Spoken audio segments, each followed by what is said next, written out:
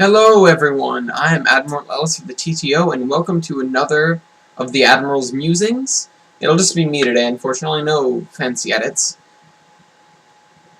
Let me just change the subject for a moment and say that just a few days ago we witnessed the demise of the 11th Doctor.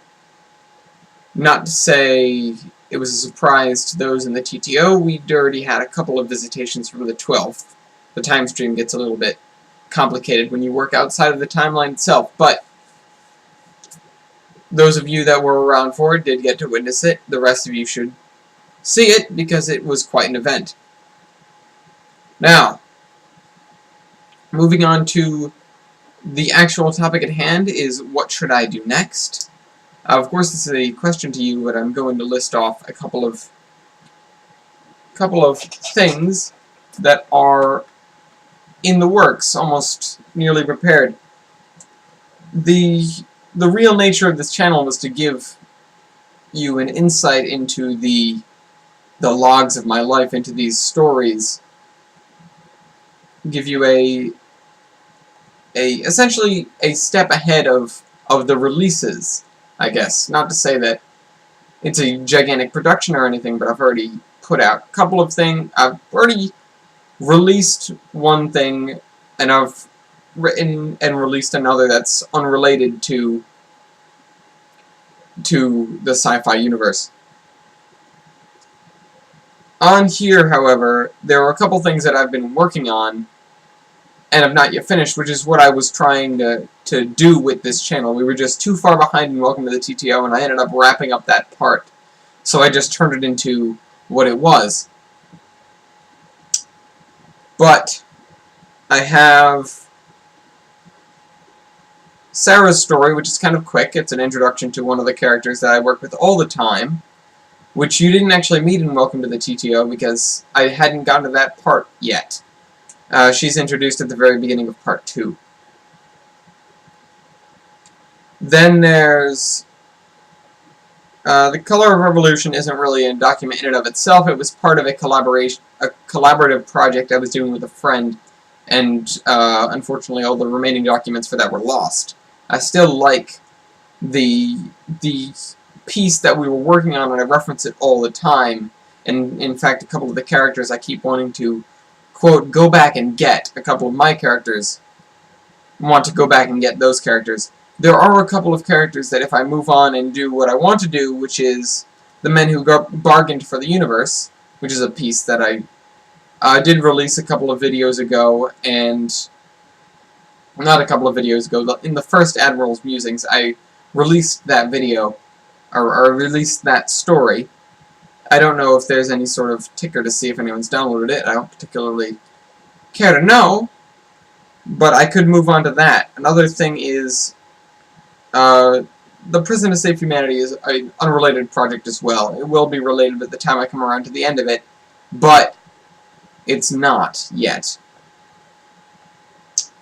Another big piece is The Rise of Devereaux, which is the second book in the main trilogy. Of course, Welcome to the TTO is the first, and that isn't done yet. I've gotten pretty far in I've gotten pretty far in The Rise of Devereaux, though. I'm just kind of thinking in my head on what I can do. There's an unnamed book 3. I'm not ready to start previewing that yet because it's so far out. Another one is The Sorcerer's Daughter. It's actually gotten pretty far recently. It stems from a project that a concept idea I had, and a project that a teacher had given me, and I decided to turn it into a story. It's not very far along, though. It's just one of those things I'm working on. Right now, my attention for writing is a bit diverted, so I'll probably be going around and just reading off what I have done. The easiest thing to do now, before I get all situated, is to just start doing The Men Who Bargained for the Universe, because I think it's a great piece, and it's complete. It was very fortunate that I finished Welcome to the TTO only days before I finished reading it. I finished writing it shortly before I finished reading it. So that allowed you guys to have a good intro, a good beginning, middle, and ending, and I'm going to be piecing those together, and in fact, I'll have them as a companion to this video, because this video is going to be awfully short. Now, the stories there, except for The Men Who Bargained for the Universe, are incomplete, and it's the kind of thing that I want to be chronicling as I write it. Now, the Admiral's musings, are going to be more about bits and pieces of literature. When I put up something like Welcome to the TTO in the title, or The Men Who Bargained for the Universe in the title, then it's going to be just a reading of that, and it's going to be the TTO logo and not my face. Although when I am reading a piece, it's going to be the TTO logo as well. But that's that. I know this was very, very short. If you want any information about those kind of things I'm writing, actually, let me just take a step back and give you little excerpts. Not excerpts per se, but summaries. First one I mentioned was, what was it? Sarah's story. Sarah's story is a narrative, very short. It's a report, it's a log, it's an interview, actually, is the best way to say it, of Admiral Ellis and about his companion Sarah. She's an artificial intelligence complex.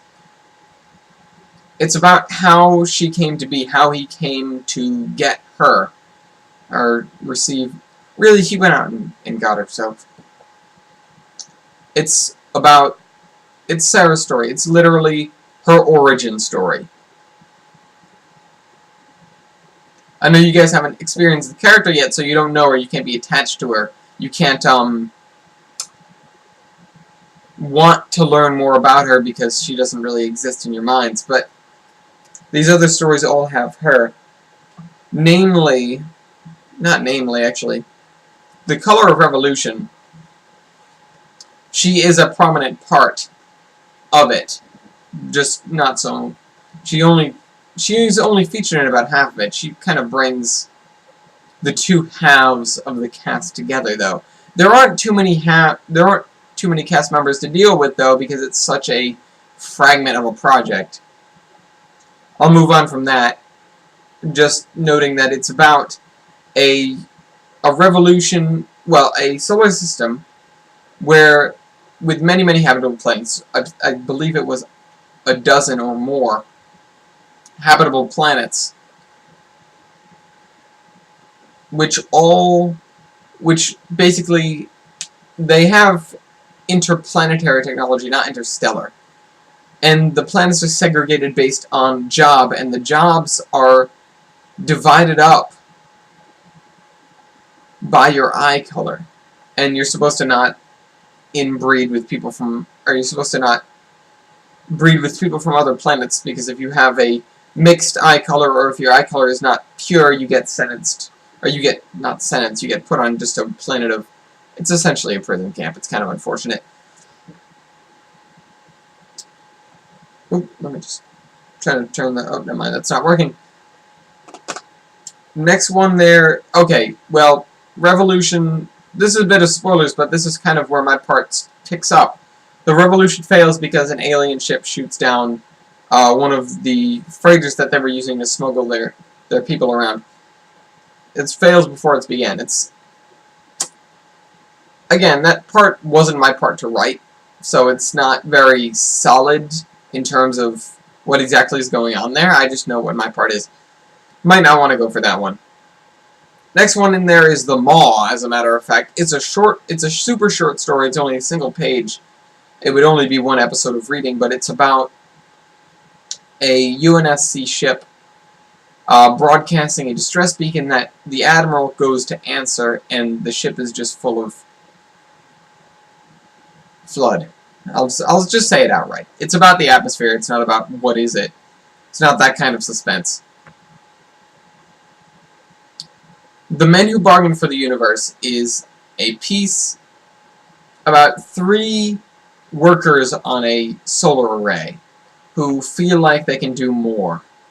They have some assets that they'd like to give us in exchange for the ability to see the universe. God knows how they found out about the TTO in the first place, but they did. And it's the Ninth Doctor, myself, and my crew responding to this call, and where it goes from there. Oh right, the nick of time. I skipped over this one. Not great, I'll give it that. But it introduces my apprentice, or the kid who becomes my apprentice. There is a planet far out there called Amontillado, and a time ship crash lands on it, escaping from the battle for Mabel's, which is something that you guys are yet to hear about. Now, the first responder is a 12-year-old kid by the name of Nicholas Terhold, and he spurs his own entry into the TTO. That's all I can really give you. Skipped over this one as well. This is a Normandy Archives. It's not really a story, it's more of an informational piece regarding how Mass Effect fits into the universe. That's all I can say. Prison to Save Humanity is about a ship which was launched from Earth with the sole purpose of preserving the human race in the event of a cataclysm on Earth, and then spurred by a global catastrophe which doesn't actually wipe out the humans, the captain sends them into FTL and never plans to return. Now, this is a long time afterwards, and the ship is deteriorating. It's very similar to City of Ember. If you guys like that, you'd like this. But I didn't get too far into that one. It's a decent length, but I got to a point I just stopped writing for it because I got distracted by other things. Now, The Rise of Devereaux is, well, it centers around a city ship buried underneath the city of Cranston, lain there for 10 million years thereabouts. Now, the reason I lived where I lived for 10 years, for a decade, was because I was supposed to rehabilitate this ship, and the day has finally come where I basically boot up and kick off the ground, and we see where it takes us. The Sorcerer's Daughter is a piece about exactly what it sounds like. There's a prophecy foretelling the death of the Master Sorcerer in this kingdom of Majesto. Now, it says the man who kills the Master Sorcerer wrote a response to this, ensuring his family's place in the throne. His daughter had just been born at the time. And it says that whoever kills the Master Sorcerer will be subject to basically having to take care of his daughter until the day she kills the murderer, and in which case she'll be able to take her throne. Now, it's a little bit more solid than that, but that's the basic outline. Now, how it links into me is that I'm accused of it, even though I didn't do it, I swear. Not my fault. That is, I believe, the last thing here. Unnamed Book 3 is a very, very rough outline of my ideas of what I can do. It involves the destruction of the Admiral, and it involves myself being very upset and sending myself into exile for 7 years, until they finally come and get me and say, hey, we can't have you just sitting off. We need you. Because all hell is broken loose. That's probably the best summary I've given. Certainly the most intriguing, and that's the least I have done on any of these pieces. But that's it. That's really all I can say. Next week, if I don't get any responses, I don't expect to, but I'll probably just begin the menu bargain for the universe, because it's a complete story, and I'm sure, and it's one of the things I am most prided on. I'll say that much, because it's one of the things that I set out to build to be the piece that I show people when I want them to get into this, which is why I left it as a download in the first episode. Either way, I hope you guys enjoyed this. And remember to keep on staring at the stars. Maybe you'll see something out there one of these days.